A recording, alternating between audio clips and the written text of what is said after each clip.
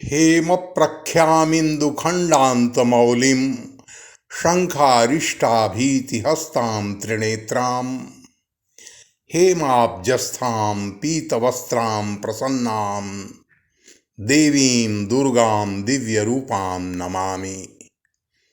उद्यद्भास्वत्समाभां विधृतनवजपामिन्दुखण्डावबद्धां ज्योतिर्मौलिं त्रिनेत्रां विविधमणिलसत्कुण्डलां पद्मकाञ्चीं हारग्रैवेयभूषां मणिगुणवलयाद्यैर्विचित्राम्बराढ्याम् अम्बां पाशाङ्कुशाढ्याम् अभयवरकरां मञ्जुकान्तां नमामि।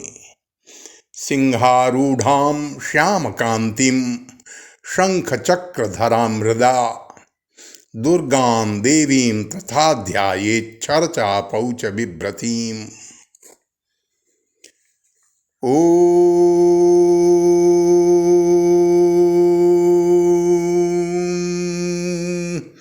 जातवेदसे सुनवाम सोममराति अतो निदहाति वेदः सनः पर्षदति दुर्गाणि विश्वा नावेव सिन्धुं दुरितात्यग्निः तामग्निवर्णां तपसा ज्वलन्तीं वैरोचनीं कर्मफलेषु जुष्टां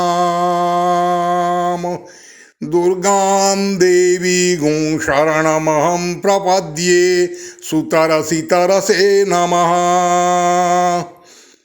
अग्ने त्वं पारयानव्यो अस्मान् स्वस्तिभिरति दुर्गाणि विश्वा पूश्च पृथ्वी बहुला न ऊर्वी भवातोकायतनयाय संयो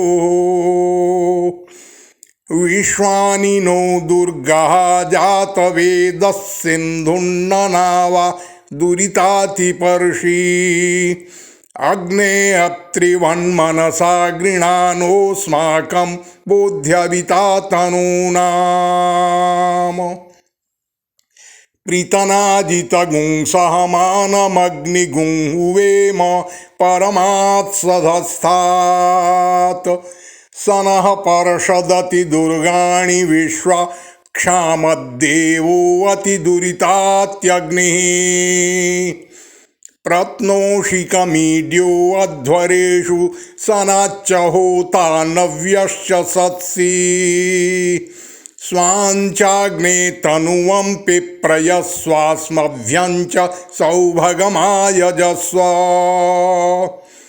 गोभिर्जुष्टमयुजो निषिक्तं तवेन्द्रविष्णो रनुसञ्चरेम नाकस्य पृष्ठमभिसंवसानो वैष्णवीं लोकैहमादयन्ताम् कात्यायनाय विद्महे कन्याकुमारी धीमहि तन्नो दुर्गिः प्रचोदयात्।